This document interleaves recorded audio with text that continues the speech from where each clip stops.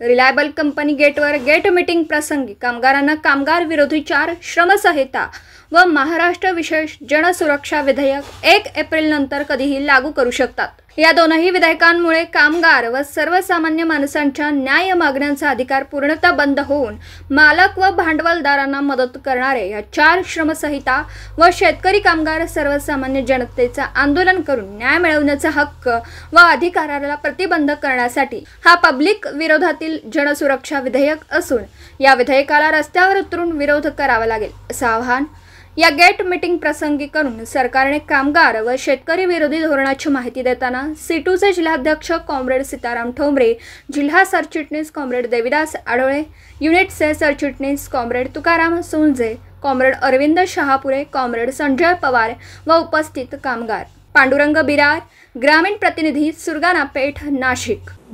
दिवसभरातील घडामोडींचा आढावा घेण्यासाठी पाहत रहा N24 मराठी न्यूज चॅनल।